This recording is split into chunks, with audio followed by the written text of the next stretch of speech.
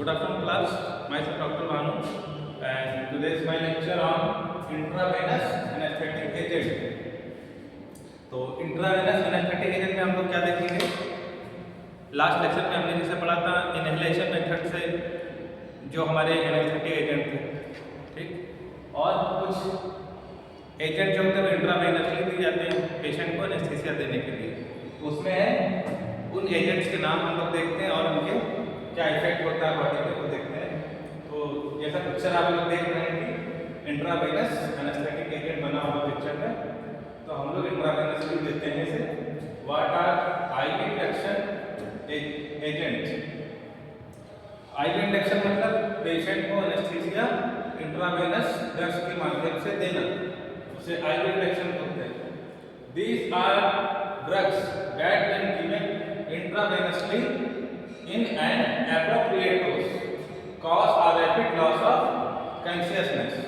तो ये क्या इंट्रावेनसली ड्रग्स दी जाती हैं, इसकी एक एप्रोप्रिएट डोज मतलब डोज हम लोग पेशेंट के अकॉर्डिंग डिसाइड करते हैं और जिससे क्या होता है बहुत ही रैपिडली पेशेंट अनकॉन्शियस हो जाता है, ठीक है। इसमें कौन कौन सी आती है? एटोमिक आती है, ठीक है, थियोपेंटॉल आती है और इस टाइप के एनेस्थेटिक एजेंट्स हैं।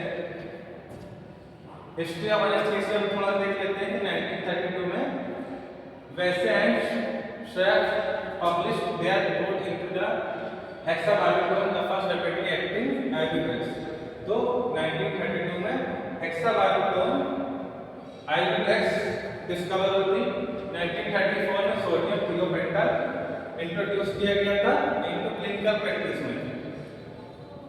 Consequently, a number of other drugs were developed with propofol being introduced at late as 1990। तो 1990 में प्रोपोफॉल उसके साथ में और अदर्स ड्रग्स जो इंट्रावेनस थी वो इंट्रोड्यूस कराई गई। How should be an ideal induction agent? एक आइडियल एनेस्थेटिक एजेंट कौन सा होता है इंट्रावेनस सिस्टम में?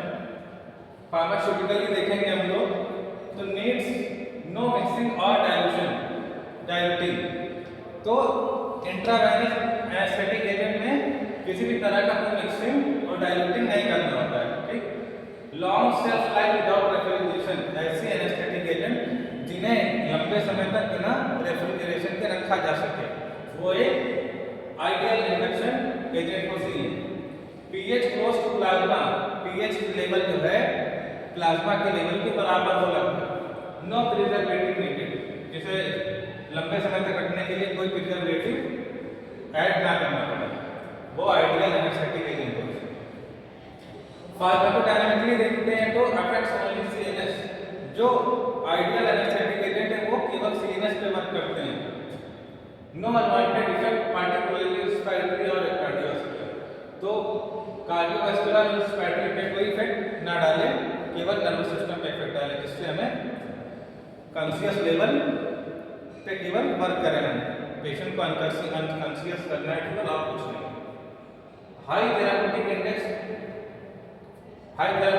उसका इफेक्ट ज़्यादा हो, हाईली इफेक्टिव ड्रग्स हो, ताकि एनेस्थीसिया इंडक्शन में कोई परेशानी ना हो। एनाल्जेसिक हो, इसलिए पेशेंट के दर्द में आराम मिले। नो इम्पोर्टेंट ड्रग इंटरेक्शन, किसी भी तरह की ड्रग इंटरेक्शन ना उससे। नो पेन ऑन इंजेक्शन, जहाँ इंजेक्शन देना है वहाँ पर किसी भी तरह का दर्द का एहसास ना हो। फार्माकोकाइनेटिकली देखा जाए तो नो ऑर्गन बेस्ड मेटाबॉलिज्म, कोई भी ऑर्गन इन्वॉल्व ना हो उसके ड्रग के मेटाबॉलिज्म में। Rapid onset and offset of action, हमें जैसा ही एनेस्थीसिया चाहिए वैसे रैपिड ऑनसेट, तुरंत काम करे ना एनेस्थीसिया ड्रग, तुरंत पेशेंट को अनकॉन्शियस करे और उसका एक्शन तुरंत ही स्टार्ट हो। नो एक्टिव मेटाबोलाइट्स, इकोनॉमिक और फिजियोकेमिकल।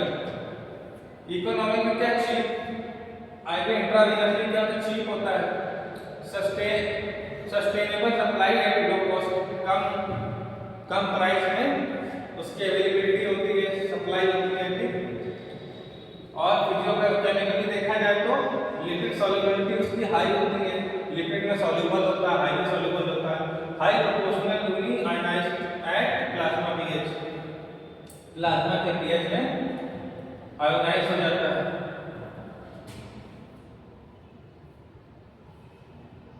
फार्माकोडायनामिक्स में लेते हैं ड्रग का, जिसमें क्या है हम लोग पेशेंट को ड्रग एडमिनिस्टर करते हैं, उसके बाद drug enter the blood stream, उसके ब्लड आईवी जब हम लोग एनेस्थेटिक एजेंट देते हैं, एडमिनिस्टर करते हैं आईवी, उसके बाद drug enter the blood stream, blood के स्ट्रीम में पहुंच जाती है, हमारे ब्लड में दवा इंटर कर जाती है, उसके बाद वो प्लाज्मा प्रोटीन के साथ बाउंड होती है और कुछ फ्री फॉर्म में भी रहते हैं। वेसल्स रिच ऑर्गन, ऐसे ऑर्गन्स में क्या रहता है, वेसल्स बहुत ही रिच मात्रा में होते हैं, उन वेसल्स, उसके बाद उसमें कहाँ ये रिसेप्टर होते हैं, GABA aminobutyric acid, GABA receptor, ACh, acetylcholine, NMDA receptors ये होते हैं, इस पे एक्ट करती है drugs. Factor determining rate of transfer, कि कौन कौन सा फैक्टर डिपेंड करते हैं ट्रांसफर होने में, concentration of the unbound free drugs, the lipid solubility of the drug, the degree of ionisation, तो ड्रग्स की जो है आयोनाइजेशन की डिग्री डिपेंड करती है उसके डिटर्मिनेशन पर, अनबाउंड फ्री ड्रग डिपेंड करती है, और लिपिड में कितना सॉल्युबल है ड्रग्स वो डिपेंड करती है। So unbound lipid soluble unionised molecule cross the blood brain barrier the quickest.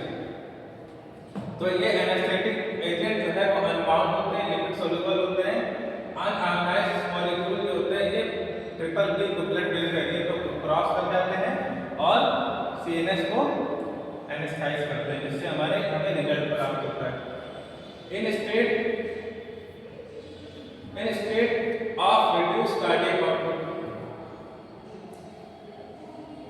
Induction dose must always be reduced, induction की डोज स्टार्टिंग में कम मात्रा में दी जाती है, time taken for an induction drug to reach the brain and exert it effect is prolonged, तो धीरे धीरे ड्रग दी जाती है, जिससे क्या हो ब्रेन पे ड्रग्स, वहां पर इंडक्शन का मतलब होता है कि ड्रग्स को डिलीवर करना फर्स्ट टाइम, ठीक है, एनेस्थीसिया देने के लिए, उसके बाद उस ड्रग को मेंटेन भी करना होता है, ठीक है। तो इंडक्शन डोज और मेंटेनेंस डोज हमें देखकर पेशेंट को जो है एनेस्थीसिया देना चाहिए, जिससे क्या होता है उसका असर प्रोलॉन्ग रहे।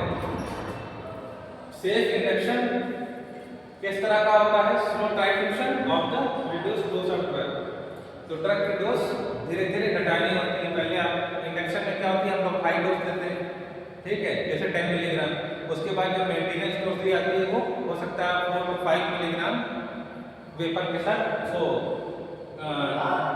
आईवी जो है दी जाती है, ठीक है। Classification based on chemical structure, अब केमिकली स्ट्रक्चर देखा जाए तो आईवी एनेस्थेटिक एजेंट है उनके अलग अलग टाइप हैं। ये कैटेगरी पहली है बार्बिटरेट्स की, उसमें कौन है, बार्बिटरेट्स में क्या होता है, ये सब सेडेशन कॉज करते हैं, ठीक है। तो बार्बिटरेट्स में क्या होते हैं, थियोपेंटाल आता है, थायमाइड थियामाइलाल होता है और मेथोहेक्सिटाल होता है। फेनॉल्स में क्या प्रोपोफॉल होता है, प्रोपोफॉल फेनॉल्स ग्रुप का है। केटामीन फेनोसाइक्लिडीन्स ग्रुप का है और मिडाजोला मेजोडियाजिटिन्स का है और इमिडाजोल्स में इटोमिलेट आता है, ठीक। ये हमारे एनेस्थेटिक ड्रग्स हैं केमिकल स्ट्रक्चर के बेस पे। तो ये रिसेप्टर होते हैं, कैसे कैसे रिसेप्टर पे हमारे जो एनेस्थेटिक एजेंट है कैसे रिसेप्टर पे काम करते हैं, सेल मेम्ब्रेन को कैसे क्रॉस करते हैं, ठीक है। जैसे बार्बिटरेट्स मेथोडे इमेज प्रोपोफॉल एटोमिन को देख रहे हैं, ठीक है, इंट्रासेलुलरी एब्जॉर्ब हो रहा है। आयन चैनल के थ्रू भी होते हैं और प्रोटीन चैनल के थ्रू भी बॉडी में एब्जॉर्ब होते हैं। प्रॉपर्टीज कौन सी होती है इनकी, प्रॉपर्टीज है availability, mechanism of action, lipid soluble absorption, effect on stainless, effect on serious, effect of respiratory system and distribution और क्लियरेंस। डिस्ट्रीब्यूशन में कहाँ पर किस किस ऑर्गन में पहुंचती है ड्रग्स और कहाँ पर इसका क्लियरेंस होता है ड्रग्स का, एंड होती है कहाँ पर इसका। तो थियोपेंटाल का देख लेते हैं। थियोपेंटाल का लाइफोलाइज्ड पाउडर स्टोर इन एंटो एनवायरनमेंट। तो थियोपेंटाल का एंटो एनवायरनमेंट में इसको पाउडर को लाइफोलाइज किया जाता है और प्रोपोफॉल को इमल्सिफाइड किया जाता है सोयाबीन ऑयल के साथ और ग्लाइसरॉल के साथ। एटोमीडिएट को क्या 0.2% सॉल्यूशन ग्लाइकॉल में प्रिपेयर किया जाता है और केटामाइन को 10% सॉल्यूशन बेंथोनियम क्लोराइड के साथ प्रिपेयर किया जाता है। मैकेनिज्म ऑफ एक्शन क्या होता है, कहाँ ये ड्रग्स एक्ट करते हैं, तो गाबा रिसेप्टर को इनहिबिट करते हैं, वहाँ पर इनहिबिशन करते हैं थियोपेंटाल। और सिमिलर एक्शन प्रोपोफॉल का भी है और एटोमीडिएट का सिमिलर है, तो इसमें non compromise on NMDA at muscarinic receptor. Lipid soluble है, आपका ऑप्शन पे क्या होता है, थियोपेंटाल हाई और अर्ली लिपिड में सॉल्युबल होती है और ठीक है, और इस प्रोपोफॉल भी सिमिलर होती है इसी के, और एटोमीडिएट भी सिमिलर होती है और भी हाई और रैपिड होता है तीनों। तो तीनों ही लिपिड में सॉल्युबल होते हैं हाई। सीएनएस में कैसा असर रहता है थियोपेंटाल का, वैसा कॉन्फिक्शन का रहता है सीएनएस में, ठीक है, और इसमें प्रोपोफॉल भी सेम है और सेम विद मायोक्लोनस, मसल्स में क्लोनस बनता है इसमें भी सेम है, ठीक है। इफेक्ट ऑन सीवियस वेन्स का डायलेशन कराते हैं, वेनो डायलेशन कराते हैं कौन, थियोपेंटाल। और मायोकार्डियल डिप्रेशन, हार्ट की मसल्स को डिप्रेस करते हैं, सीवियस को डिप्रेशन करते हैं, ठीक। और इसी तरह प्रोपोफॉल जो है डिक्रीज करता है ब्लड प्रेशर को, ठीक है, वेंट्रिकुलर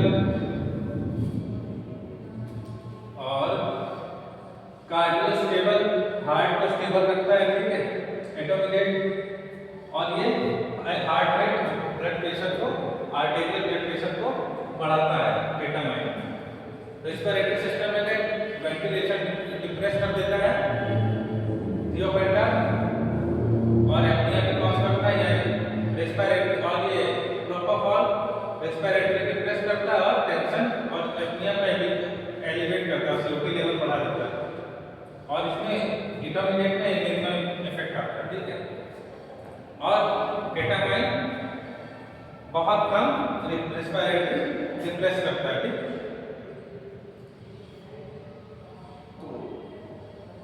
अच्छा, क्लियरेंस कहाँ पर होता है, लीवर में मोस्टली जो है थियोपेंटाल क्लियरेंस होता है, और इसका प्रोपोफॉल का किडनी और लीवर में होता है क्लियरेंस, और एटोमीडिएट का भी लीवर में और केटामाइन का भी लीवर में क्लियरेंस होता है। समरी ऑफ थियोपेंटाल, थियोपेंटाल के बारे में देखेंगे तो end point of induction, loss of eyelash reflex, eyelash reflex का लॉस हो जाता है। एडवांटेज क्या होता है इसमें, very rapid onset of anaesthesia, बहुत ही फास्ट वर्क करती है थियोपेंटाल। पोटेंट एंटी कन्वल्जेंट, तो एंटी कन्वल्जेंट इफेक्ट रहता है इसका, कन्वल्जन कॉज नहीं करता है, कांट स्टोर आफ्टर रिकंस्ट्रक्शन और मोर देन 2 वीक्स, दो हफ्ते से ज्यादा इसको प्रिपेयर करने के बाद, रिकंस्ट्रक्शन करने के बाद इसको यूज नहीं कर सकते। डिसएडवांटेज क्या है, अनसुटेबल फॉर मेंटेनेंस, मेंटेनेंस में करने में सुटेबल है, और पोरफायरिया और सल्फा ड्रग एलर्जी में इसको कंट्राइंडिकेटेड है, और एनाल्जेसिक इफेक्ट इसका कोई नहीं है, नो एनाल्जेसिया। डोज इसके 3 to 6 मिलीग्राम पर किलोग्राम एडल्ट बॉडी वेट में दिया जाता है और 5 to 6 मिलीग्राम इन चिल्ड्रन।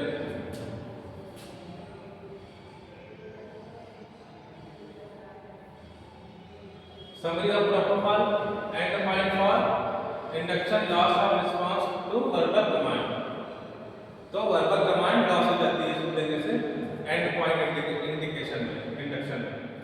तो at the end of anaesthesia patient का वर्बल कमांड नहीं रहेगा।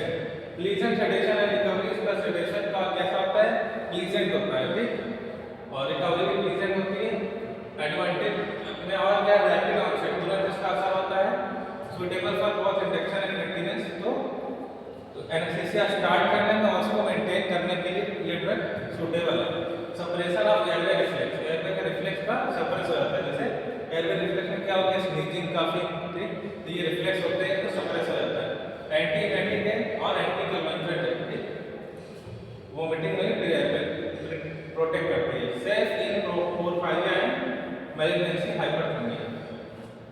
डिसएडवांटेज क्या है, इंजेक्शन साइट पे पेन होता है, बैक्टीरियल ग्रोथ होने के चांस रहते हैं, वैसोडाइलेशन कॉज करता है, जिससे क्या होता है, हाइपोटेंशन की कंडीशन हो जाती है, बीपी लो हो जाता है, specially with the low cardiac figure. Lactic acidosis of propofol infusion syndrome हो सकता है। प्रोलॉन्ग हाई डोज इन्फ्यूजन देने से प्रोपोफॉल की 24 घंटे से ज्यादा देने से क्या होता है, डिसकंटिन्यूस।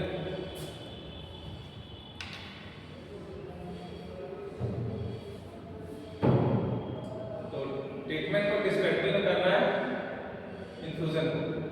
इंडक्शन ऑफ एनेस्थीसिया 1.5 से 2.5 मिलीग्राम पर किलोग्राम बॉडी वेट होता है। इंट्रावेनस इंजेक्शन 25 से 100 माइक्रोग्राम पर किलोग्राम पर मिनट आईवी दिया जाता है। Maintenance of anaesthesia 100 to 300 microgram पर किलोग्राम पर मिनट दिया जाता है। Total intravenous anaesthesia TIV 1 milligram पर किलोग्राम प्लस 100 mg पर kilogram per hour for 10 minute और 8 mg पर kilogram per hour for next 10 minutes. और उसके बाद में 6 मिलीग्राम पर किलोग्राम पर आवर दिया जाता है। उसके बाद में फर्स्ट प्रोपोफॉल क्या है, water based less painful solution है बट डिले ऑनसेट। तो फर्स्ट प्रोपोफॉल क्या है, वाटर बेस्ड है, लिपिड बेस्ड नहीं, वाटर बेस्ड है और लेस पेनफुल सॉल्यूशन है। इसको देने से, एडमिनिस्टर करने से पेन कम होता है, लेकिन इसका ऑनसेट डिले है। इटोमिडेट के बारे में जानेंगे तो एडवांटेज इसका क्या, हेमोडायनामिक स्टेबिलिटी है, देता है, very rapid onset of hypnosis and recovery. तो बहुत ही रैपिड ऑनसेट है इसका, हिप्नोसिस भी कॉज करता है, ठीक है। डिसएडवांटेज क्या है, इटोमिडेट का hyperosmolarity, propylene glycol can cause pain on the injection, thrombophlebitis and haemolysis. तो इसके डिसएडवांटेज क्या है, हेमोलिसिस करता है, इंजेक्शन जहां पर लगता है इंजेक्शन साइट पर, और थ्रोम्बोफाइलोबाइटिस के चांसेस रहते हैं और पेन कॉज करता है। Profound but transient inhibition of steroidogenesis, excitatory effect and myoclonus are common. Muscles में क्लोनस आता है ना, तो अकड़न तो मसल्स में एक्साइटेटरी इफेक्ट की वजह से आता है। Post operative nausea and vomiting, operation के बाद नॉजिया एंड वोमिटिंग भी कॉज करता है। समरी ऑफ केटामाइन, केटामाइन का एडवांटेज है कि डिसएसोसिएटिव एनेस्थीसिया है, सेरेब्रल कॉर्टेक्स और लिम्बिक सिस्टम को अफेक्ट करती है। मार्क एनाल्जेसिया, एनाल्जेसिक इफेक्ट इसका बहुत ज्यादा है। Very rapid onset of effect, तुरंत देने के तुरंत बाद ही इसका असर देखने को मिलता है। Relative preservation of airway reflex, और एयरवे रिफ्लेक्स प्रिजर्व करता है, safe in patient which porphyria asthma के पेशेंट में भी सेफ रहता है।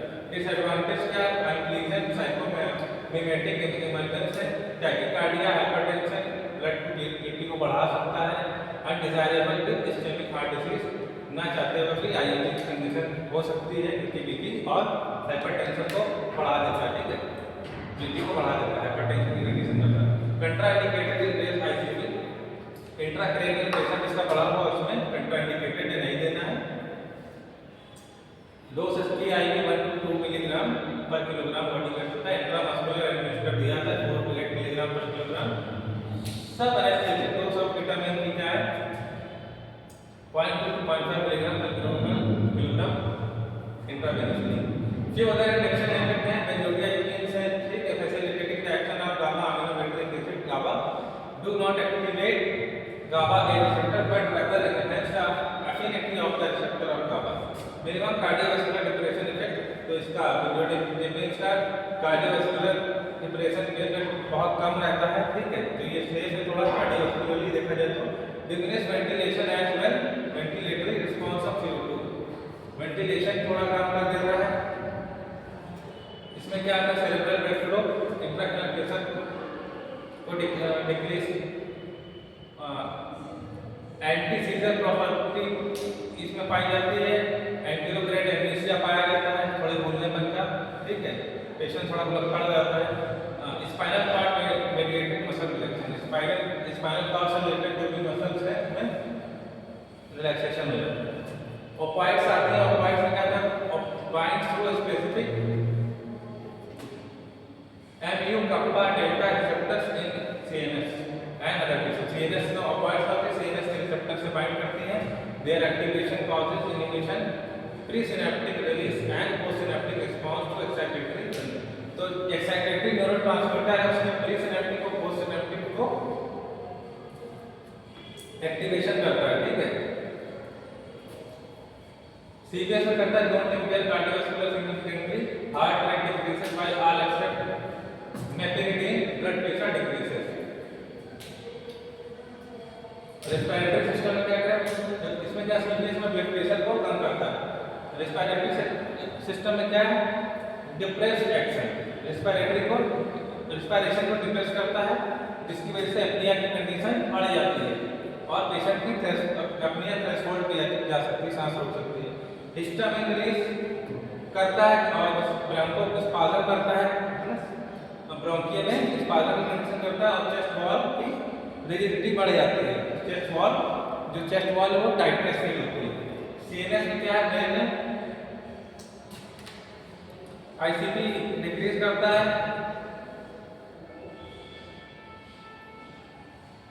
और गैस्ट्रोइंटेस्टाइनल ट्रैक्ट में डिक्रीज मोर्टेलिटी कोलिक, तो मोर्टेलिटी को कम करता है,